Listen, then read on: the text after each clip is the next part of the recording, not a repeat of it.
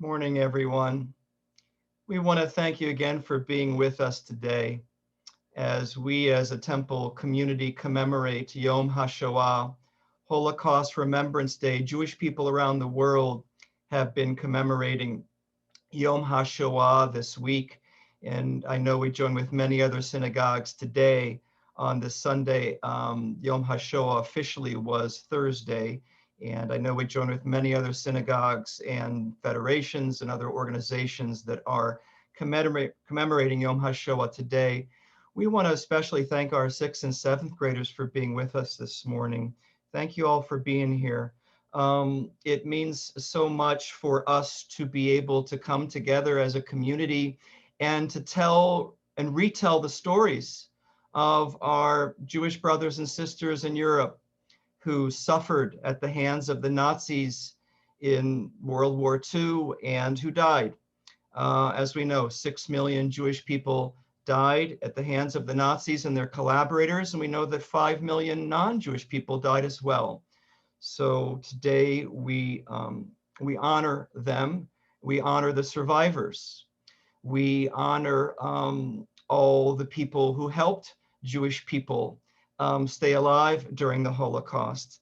And we're going to hear testimony today, and we're honored to hear testimony today from Cantor Alyssa's grandparents who survived the Shoah. We're going to hear from them. We're going to see some other very important historical testimony and documents about that time. 76, it ended 76 years ago. And we need to keep telling the story. We need to learn the lessons of the past century so we can prevent it from ever happening again. And we also need to heal. As a Jewish people, we need to heal as a people. So today is a memorial, it's reflection, it's renewal through music, through prayer, through story, through testimony. And thank you all for being here to be a part of it and to witness it and to honor all those during the Shoah. Susan, if you'd like to now put up on the screen page 521 of our prayer booklet. There it is. And if you're having a hard time seeing that, if that's small to you, you'll notice next to our boxes of our faces and then what Susan is sharing for us, there's two little white parallel lines in the middle. If you just click over with your mouse and pull to the right, it's going to make the page bigger.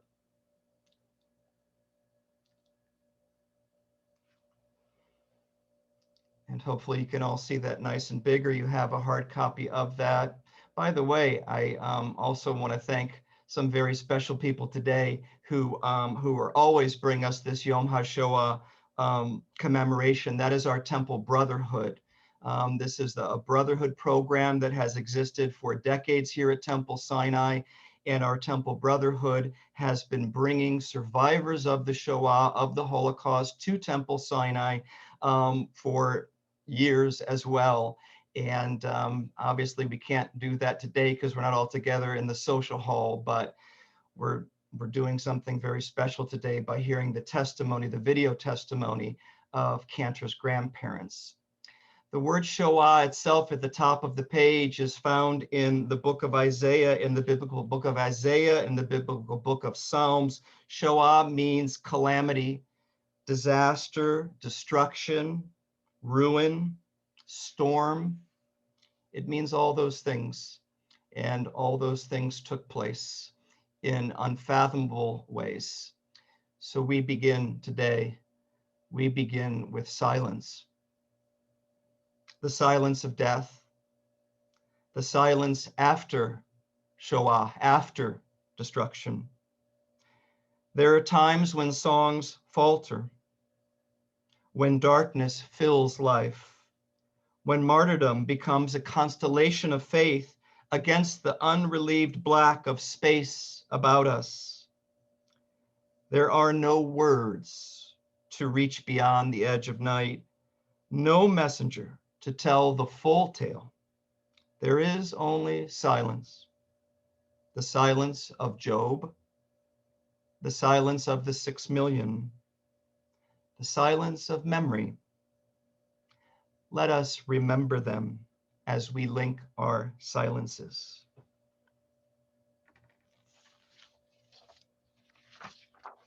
Well, our Temple Brotherhood has been observing Yom HaShoah and allowing us to observe Yom HaShoah for many, many years by providing special yellow yahrzeit candles that are lit during this holy day, this holy time. And at this time, we are honored to call upon our Brotherhood co-president, Philip Hain, to introduce the reading and the lighting of the 6 yellow candles to represent the 6 million Jews who perished.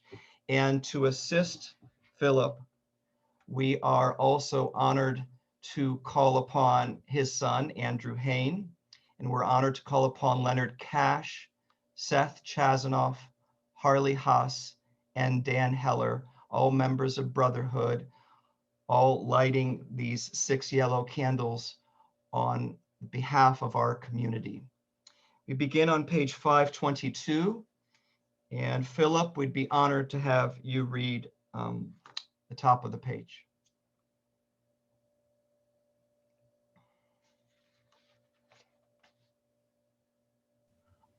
Oh, Philip, we can't hear you.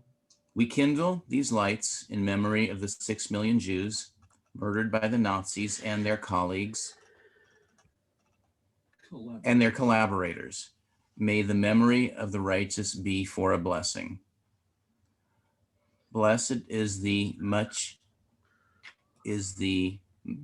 consumed in kindling flame. Blessed is the flame that burns in the secret fastness of the heart. Blessed is the heart with the strength to stop its beating for honor's sake. Blessed is the match consumed in kindling flame. Thank you, Philip. And we know you've got a yellow candle there.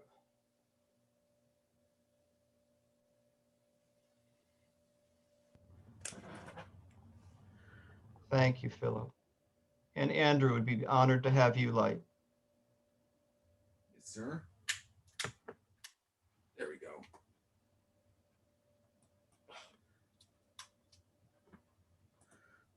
Thank you, Andrew Leonard. Thank you.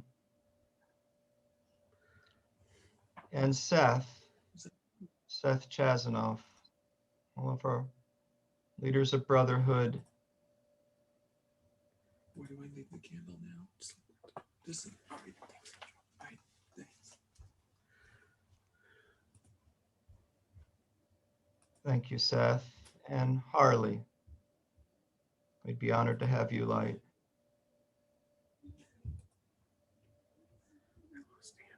Harley.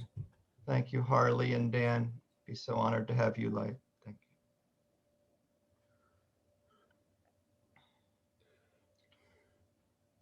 Thank you, Dan.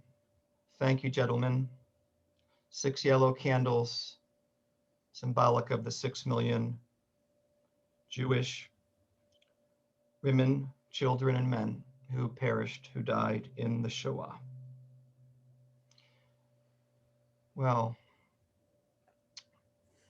many died and many survived. And many survived and have shared the story with us so that we know what happened, so that we can learn the lessons, so that we can heal and help them heal. And so we are so very honored that Cantor Alyssa is going to be sharing with us the testimony, the experiences, some of the experiences of her grandparents who survived the Holocaust. Cantor, would you like to? Yeah, I'll just introduce this first one by saying that the first one is my grandfather's testimony. He's no longer alive, but it is very meaningful that I was still able to discover more about his life and sort of what happened even after he's been gone for over a decade. So it's really amazing to be able to hear the stories like this. A little difficult too, but really meaningful to be able to learn from this.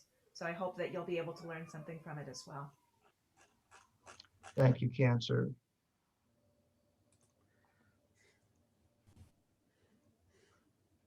Hopefully everybody can see my screen. And if you can't see it well, please just call out and say it's hard to see. And here is Cantor's grandfather of blessed memory, Andrew Rosenbaum. And when did you find that there was a problem? Well, I found out a problem when I was kicked out from business college in 1938. That's when all the Jewish students were kicked out from professional schools, and everybody was in a hurry to learn some kind of trade or anything because we couldn't use our profession. And so then what did you do? Well, then I went to learn to be a pastryman, and I went to Budapest where I learned my trade. And then you're now living in Budapest. What happened then? Well, then I found out that I would have to report to the forced labor camp, so I just did not report for a year. Well, I found out from a friend of mine that if you're not going to report, they're going to harm your family. So I went home and I told my family, look, I didn't report last year. I have to go and report now. So I went back to Budapest and reported. And that was in what year? In 1943. Then we start march toward Austria. And how did that happen? They woke up one day. They just told us to get ready, get into the line, and start marching. And we marched. That was what they called, according to the Jewish boys, the death march. So we went all the way to Mauthausen. How long do you figure it took? Oh, we marched about 4 months. And tell us a little about what happened during these days. 4 months is a long time to be on the road. How many people started the march? A few hundred thousand Jewish boys. We started to march. The weak ones were just shot because they couldn't walk, and they were just thrown into the ditches. And 4 months later, we stopped in between overnight outside no cover, rain or shine. We had to, we just stopped outside. And what were your living conditions like in Mauthausen? Well, I stayed in a barrack. And later on, they put us in a huge tent. And we got one slice of bread a day and a little soup, what they call soup. And that was the only nourishment what we got for 24 hours. One slice of bread. And then we seen the first American soldiers coming in. And that was it. I was very, very weak. I was about 82 pounds. And they put me in an American hospital. Where was the American hospital? In Linz In also, Linz. yeah. And that's where I got thrombophlebitis. It's a blood clot in the leg. They're supposed to amputate my left leg, and I was being wheeled to the surgery room, and one German doctor, prisoner doctor, was from the Wehrmacht, said that he will save the boy. He says, don't amputate because he can save the boy, the leg. So one of the American doctors took out his pistol and he says, if the boy dies, you will die.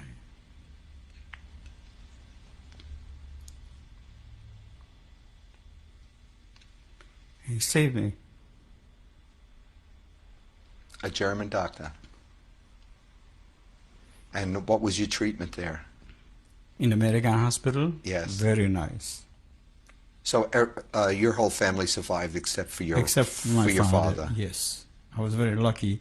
When my mother was the oldest person, I think, to come out alive. She was 55 years old when she came out of there. And what does she attribute that to?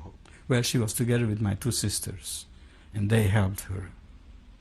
They really helped her. They did her part of the work, so she was not bothered. And as you think back to your experiences, is there any feelings that you have, any comments you would like to make about your total experience? Or well, to most of the people it sounds unreal. To me, we were numb. We were treated like animals. We had no feeling. And what I think about the whole thing is I can never forget. I will never forget my experiences. So I just have to live with it. Let's hope in the future this will never ever happen.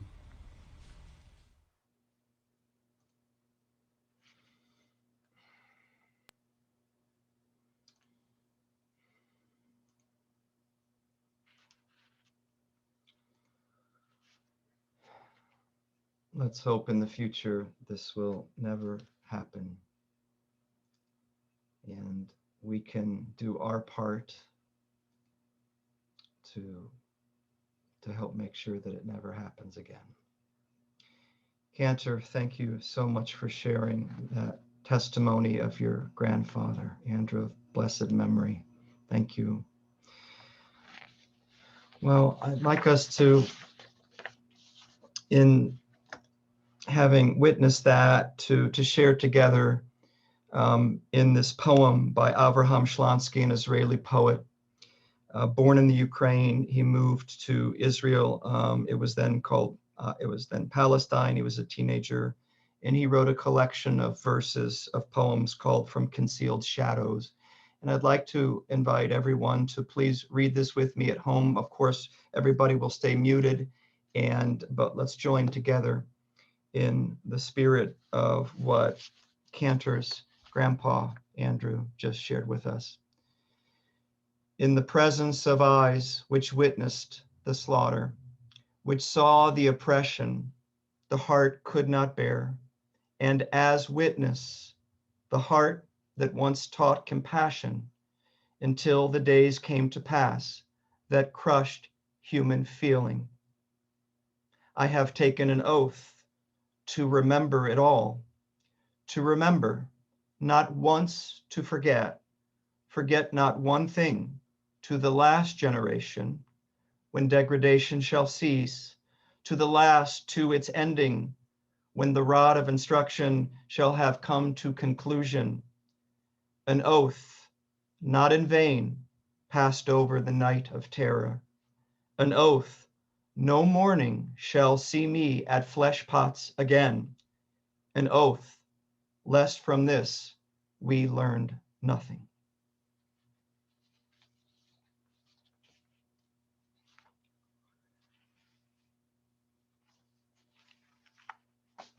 Well, one of the many, many heroes, the thousands of heroes, including Cantor's father, Andrew, and his grandmother, Hannah, who we're going to hear from in just a moment, of the many, many heroes during that nightmare, that unimaginable time that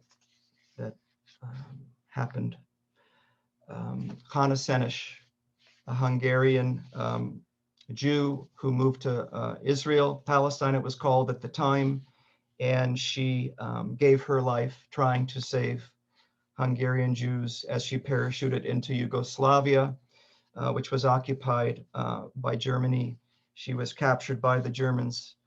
They took her life, but her legacy and her memory lives on through her beautiful poetry and through the poetry of hers that we sing to this day.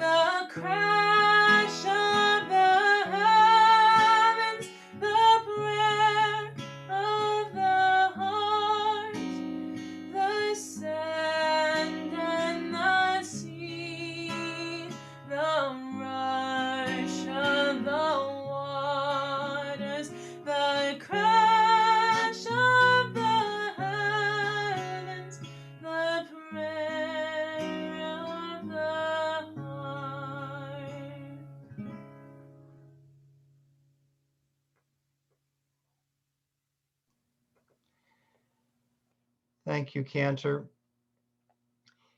And we know how blessed your family is to have your grandmother, Hannah, in Los Angeles. How old is Hannah now? She will be 93 in August, so she's 90. currently 92 years old. Oh my goodness, what a blessing. What a blessing. May she live to be 120. And she also gave testimony as your grandpa did.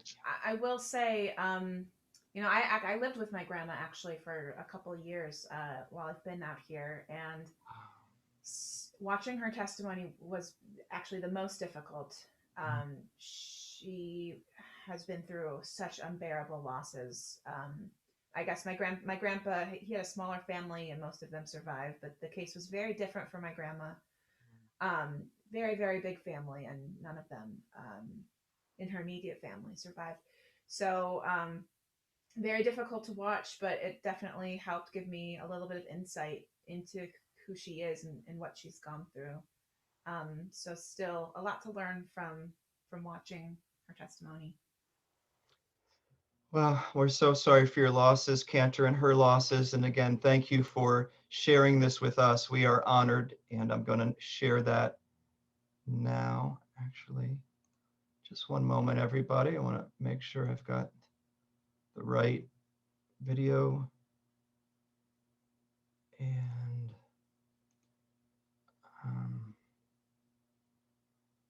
let's try this. I'm going to again make the screen bigger. Starting from 1939 on, my father tried. He tried Canada, he tried the United States, where the two sisters lived in Michigan, but to no avail. Evidently, we were a large family, and people were afraid, even though at that time we would have had the money to get out, and he just couldn't save us. My father could do nothing. You're in the ghetto, and then what happens? One day, There was no longer hiding or running, and they just rounded us up, and they made us walk towards the wagons, and again we were just carrying the rucksack on my back. I remember it was hurting my shoulder, and we went into the wagon. We didn't know where they are taking us. We were there, I think, for 3 days. There was no bathrooms facility. There was just somebody got a hold of a bucket. So if anybody needed any elimination, they could use the bucket. They took us, we were standing in line. They made us undress, and then they shaved us. By the way, while we were walking, they made us walk. We saw the camp, the wired camp, and we were looking at the people, and they didn't seem real. None of them had hair or decent clothes. We saw that it's an insane asylum or something. Till in a few minutes later, we looked just like them. We were at the camp, yeah. They were selecting us very, very fast. Things were happening very fast. I mean, where one group of people were to one side and another group to another side. so your brother and your sisters went to one side. To one side, and my father went to another side. And I found out later on that my father with the other men in the family were together for a while, and he was drinking the water there. Everybody told him, don't drink the water. The water was contaminated. After that, I got into another block, and about 3 days later, as I was sleeping on a cot, incidentally, they had cots which were like 3 levels. And you wouldn't believe it, but I do remember one day, there was no room on that for me to sleep. I was standing on my feet and slept like that all night long. I got into a smaller camp from there. The name of the camp was Boysenberg. They took us to work from there. I worked one week day shift, 12 hours a day, and one day night shift.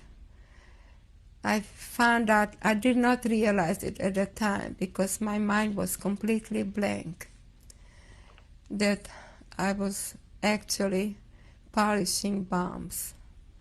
Polishing the Bombs. That was an aeroplane and ship factory. And evidently they were also producing bombs. Later on, many years later, I saw some bombs on TV, and I realized that those were things that I was working on. I've heard one of my aunts survived, and when she came home, she told me that my sister was with her, and she developed typhus in the camp in Stutthof. And she has overcome the typhus, but there wasn't enough food after that. And about a month before liberation, before the war was over, she died. But evidently, if we get used to miseries, we think it's all right to live in miseries. After all, when I was in camp, all I was dreaming about is a hot bath and a potato with a glass of buttermilk.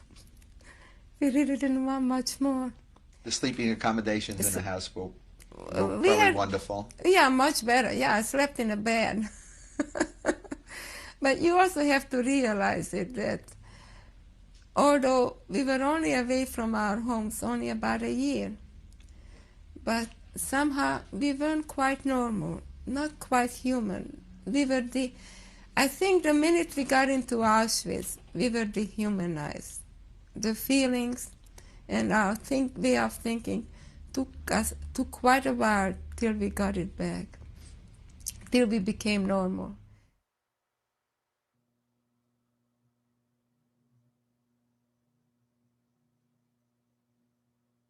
Starting from 1939 on, my father tried. He tried Canada, he tried the United States.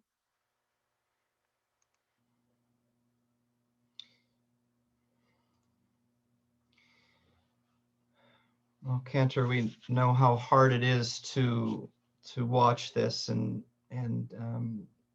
thank you again for sharing this with us. And we can see on your grandmother's face and in her voice and in her eyes how painful it is to tell this, and the courage that your grandparents displayed, the courage that all the folks displayed who resisted the Nazis in many different ways. It's something that can inspire us, and we know that we want to have that courage as well, to continue to tell their story and to share their story. And so we are blessed, and we know that you are blessed by your grandma's presence. And now we're going to do a prayer together. This is the prayer for praying that all those who died in the Shoah, family members, Cantor's family members, our family members, even if we know most of our family who came to America at some point, I imagine we still had family members in Europe maybe that we didn't know, distant cousins who were still there, who perished in the Shoah. So this prayer, El Malei Rachamim, is for the 6 million and praying that their souls are at peace and bound up in eternal life. So this is a special El Malei Rachamim, God full of compassion, for our 6 million brothers and sisters who died only because they were Jews. So we invite you to please rise as Cantor chants in Hebrew, and then we'll recite the English together. El Malei Rachamim, Shochein Bamromim, Hametzei Menucha Nechona, Tachat Kanfei Hashchina, B'malot Kedoshim U'Torim, Kezohar Harakia Mazhirim, Et Nishmot 6 million Acheinu ve'achyoteinu shenehergu al kiddush Hashem Ba'alei rachamim yastirem b'seiter kenafam le'olamim V'yitror b'yitror ha'chayim et nishmatam Adonai hu nachalatam V'yanuchu b'shalom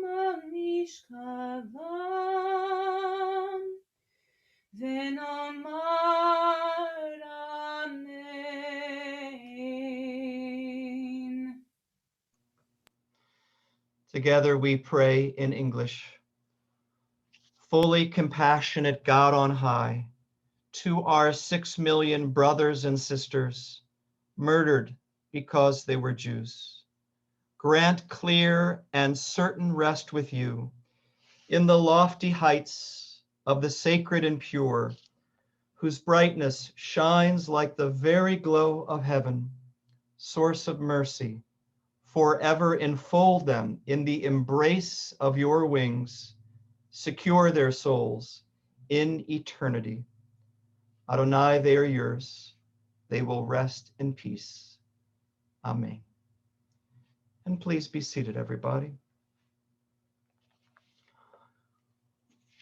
Well, we know this Jewish holy day as Yom HaShoah, but its title given by the Israeli Knesset, by the Israeli parliament in the 1950s, was actually longer than those two words.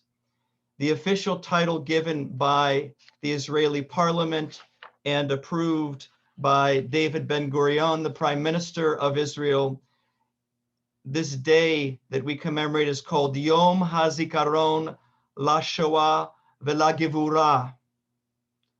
It's called Holocaust and Heroism Remembrance Day. Gevurah, Gibor is a hero. Heroism. And there were thousands upon thousands, and I would say millions of heroes. Jewish heroes, non-Jewish heroes, who resisted the Nazis and their collaborators in all the ways that they knew how to, and they had the means to. And we're now going to look at a story, true story, of the Warsaw Ghetto Uprising. The Warsaw Ghetto Uprising began on April 19th, 1943. April 19th, 1943, that was a day before Passover in 1943. This is why Yom HaShoah is commemorated in the springtime, in the month of Nisan. It happened on the 14th of Nisan in 1943, the Warsaw Ghetto Uprising, but Yom HaShoah is commemorated in the 20s of Nisan, the 26th of Nisan on this year's calendar. Sometimes it changes depending on when Shabbat is. But the point being that we commemorate Yom HaShoah and we remember the heroism of the millions of people who resisted in the ways they knew how. And this is one of the ways that Jewish people resisted the Nazis. So I share that clip with you now. If you'll give me just a moment.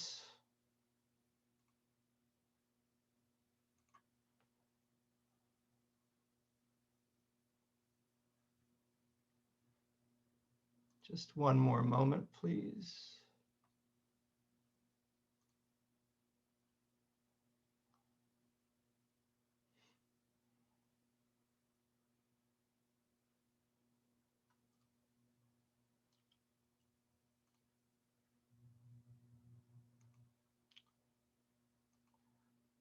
Okay, I am ready to share.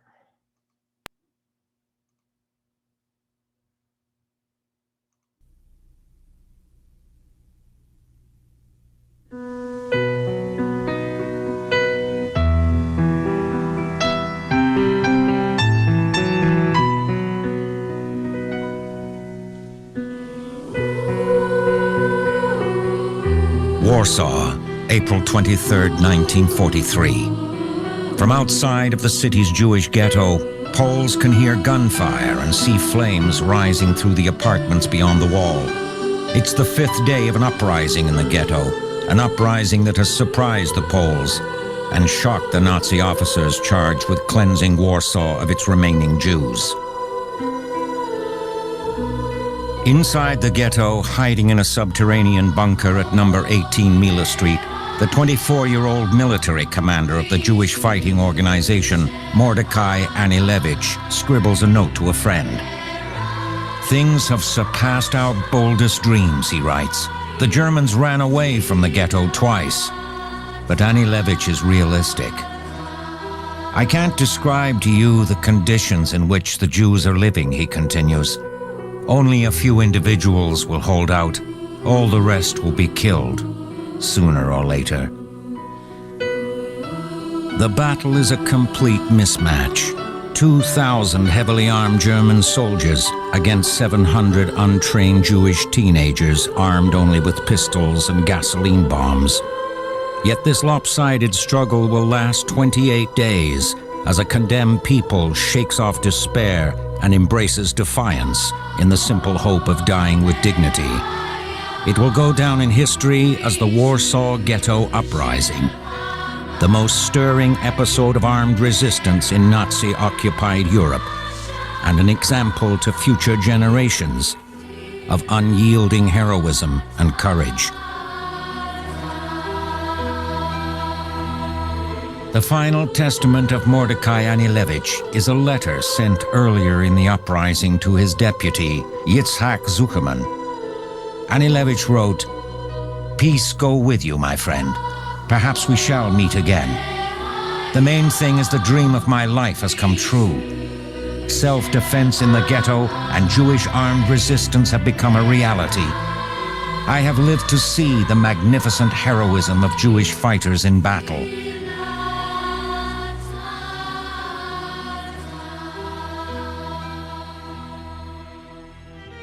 But the Warsaw Ghetto Uprising was just part of the fabric of Jewish resistance. We know today of 63 places where there were resistance groups.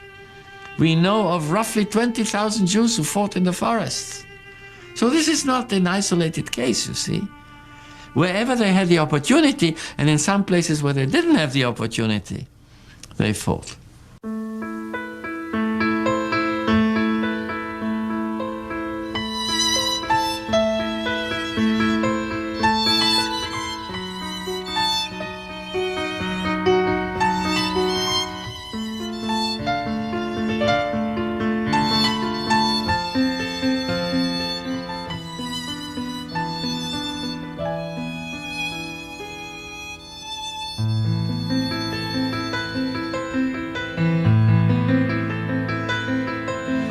To live with honor and die with honor. It was their message to us all. They gave their lives for our freedom. Through pain and agony, fought for humanity. We'll keep their memory.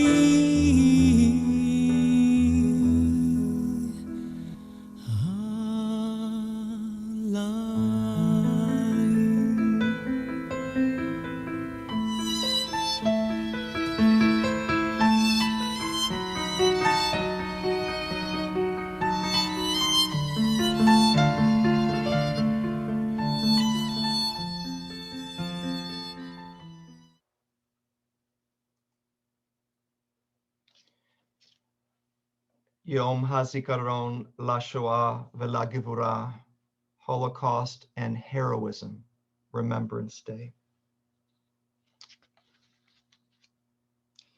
And that heroism and resistance also was spiritual in nature for many of the Jewish people. Let's turn now to page 531, and you will see the words, the famous words of the great Maimonides of the 12th century. Maimonides taught, Anima Amin, I believe with perfect faith in the Messiah's coming. Despite it all, I still believe. One interpretation of Maimonides' words. These words from the 12th century, 13th century, these words became known as the hymn of the camps, of the death camps. Jewish prisoners sang this song as they were being led into the gas chambers of the death camps, many of them knowing full well what awaited them. This was the spiritual resistance as well as the physical resistance. This was the heroism that took many forms. As Cantor leads us in these words, in this prayer.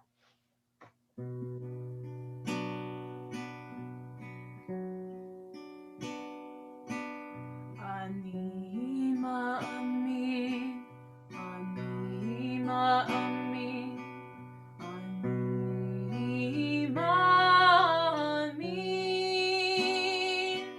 ani ma'amin,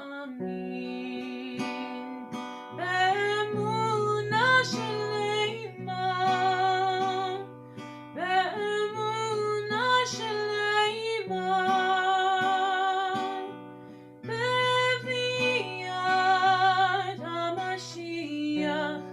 Beviat HaMashiach ani ma'amin.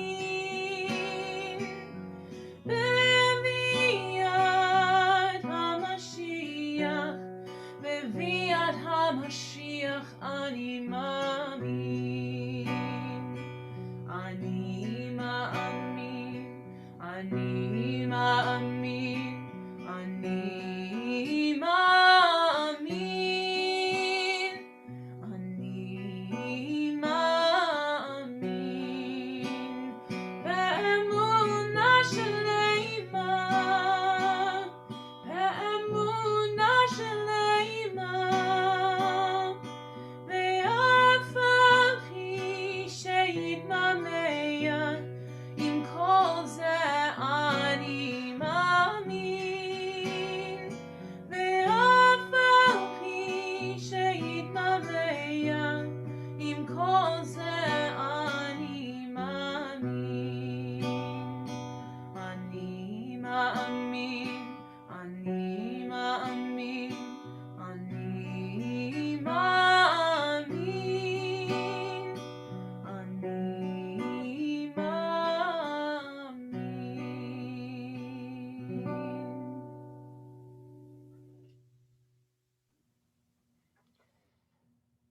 Cantor's grandma Hannah told of the German doctor who helped save life. We have an expression in Judaism, Chasidei Umot Ha'olam, the righteous among the nations.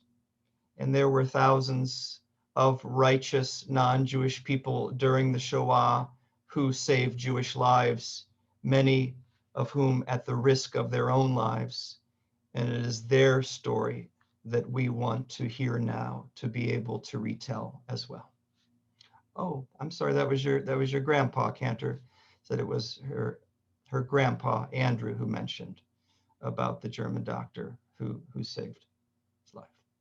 So let's watch this video now. Actually, one moment.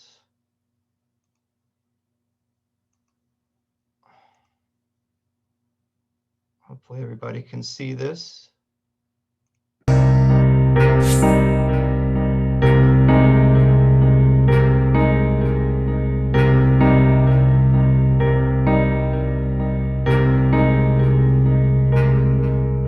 As each year, Israel will remember and honor 6 million Jews who perished from the hands of the Nazis in World War II. But there is another side to the story of the Holocaust, that of courageous men and women who risked their lives and those of their families just to save Jewish people. Most rescuers were ordinary people. Some acted out of political, ideological, or religious convictions, while others were merely human beings who cared about the people around them, regardless of their race. And whether they saved one person, one family, or hundreds of Jewish people, Israel has made a decision to recognize and honor them, giving them a special title of the righteous among the nations. So far, Yad Vashem recognized 25,271 righteous from 44 countries and nationalities.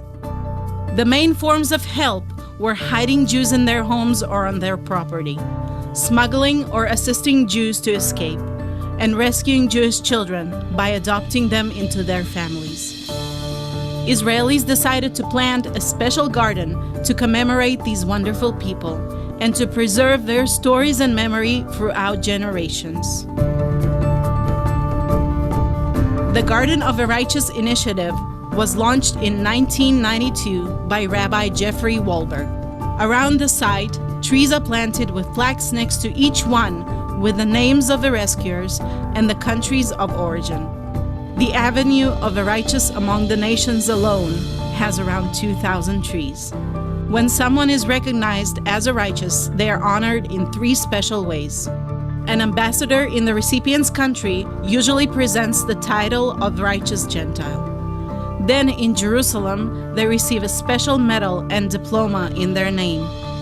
Finally, a tree is planted in their honor in the Garden of the Righteous. As we remember the victims slaughtered during the Holocaust, let us also remember those who did not count themselves better than others and took the opportunity presented to them to save a life.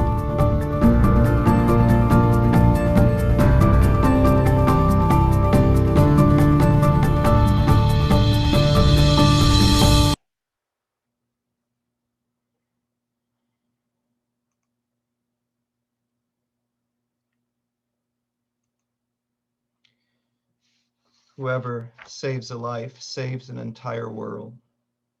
Entire worlds were saved, entire families were saved.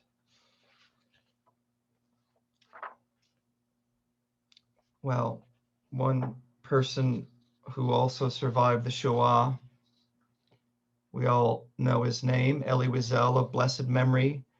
Our 6th and 7th graders, if they haven't already in middle school, if they're in public school, they will most likely be reading his testimony, the testimony of Elie Wiesel in his book Night. Elie Wiesel received the Nobel Peace Prize in 1986, and at the reception of that Nobel Prize, he talked about memory, what we're doing today. He said back in 1986, December 1986, as he received his Nobel Peace Prize, for us, forgetting was never an option. Remembering is a noble and necessary act. The call of memory, the call to memory, reaches us from the very dawn of history. No commandment figures so frequently, so insistently in the Bible. It is incumbent upon us to remember the good we've received and to remember the evil that we have suffered. So we remember the good, and we remember how our people, how our family suffered, how others suffered.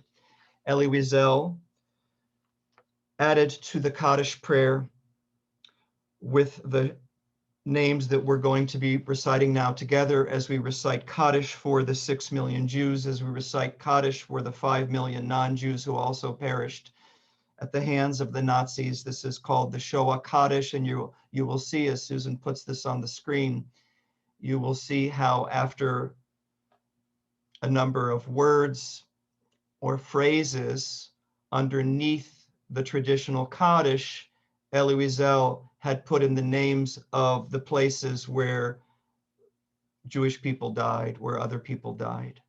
So we're going to remember all of that now as we remember all those who perished, as we thank God that they were on this earth, as we make our commitment to always remember them as a loving blessing, as we take them into our hearts as our very own, each and every one of them.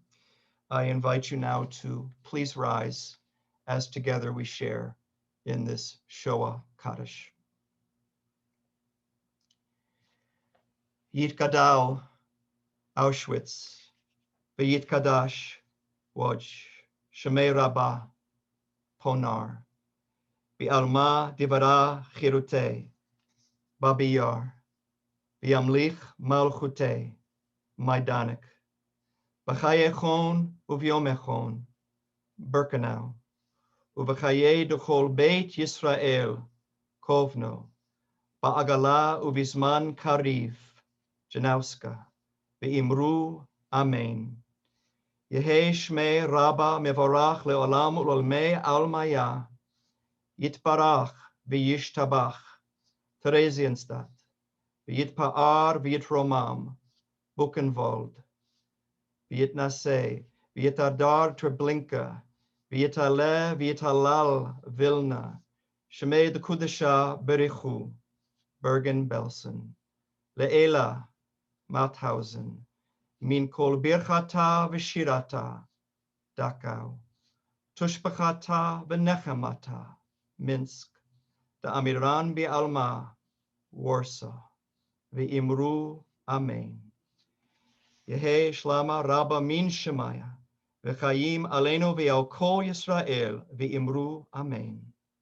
Oseh Shalom Bimromav. Hu Ya'aseh Shalom. Aleinu V'al Kol Yisrael.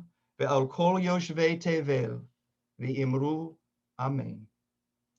May the source of peace send peace to all of us who mourn. Give comfort to all of us who are bereaved. And together we say, Amen. And please be seated, everybody.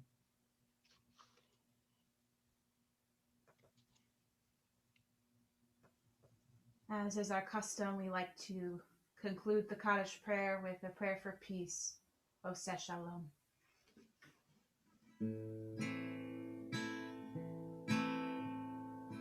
Oseh Shalom Bimromav Hu Ya'aseh Shalom Aleinu Ve'al Kol Yisrael Ve'imeru Amen.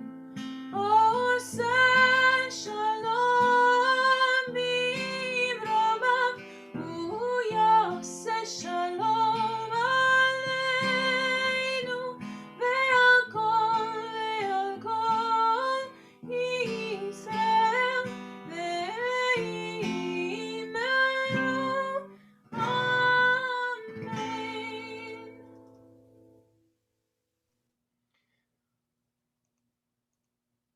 We want to thank everyone for being with us today. And again, a special thanks to our Temple Brotherhood, a special thanks to our 6th and 7th graders who have joined us today. We thank you so much for your courage and your presence. And we're going to conclude our Yom HaShoah, the Gevurah, our Holocaust and Heroes Remembrance, with our closing song. This closing song, some of you may have heard before. It's called The Last Butterfly. It was written by Pavel Friedman in 1942, who died at Terezin concentration camp at age 14. And it kind of expresses the moment of seeing a butterfly in such a cruel and horrible place, but something simple as beautiful as just a butterfly, but realizing that beauty is just so fleeting in the midst of such tragedy around you. But it's a very sweet song. If you know it, feel free to sing along.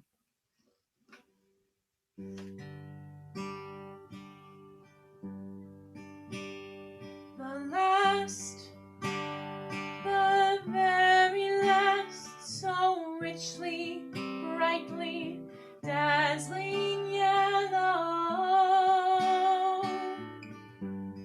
Perhaps if the sun's tears could sing against a white stone, such a yellow is carried lightly way up high.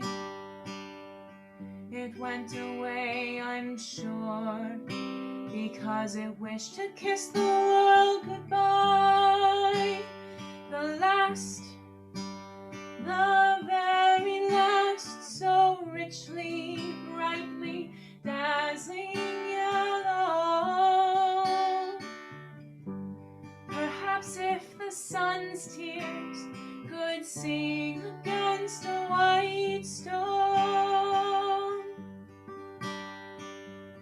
For 7 weeks I've lived in here, pent up inside this ghetto.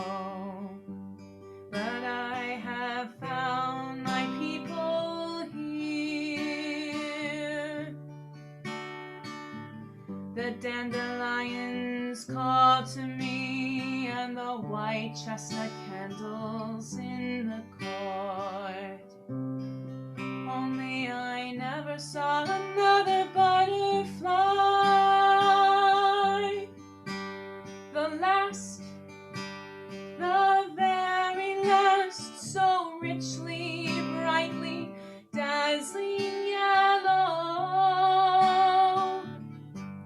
Perhaps if the sun's tears could sing against a white stone, that butterfly was the last one.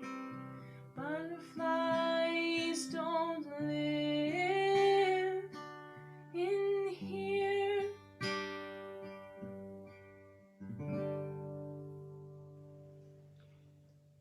Thank you, Cantor.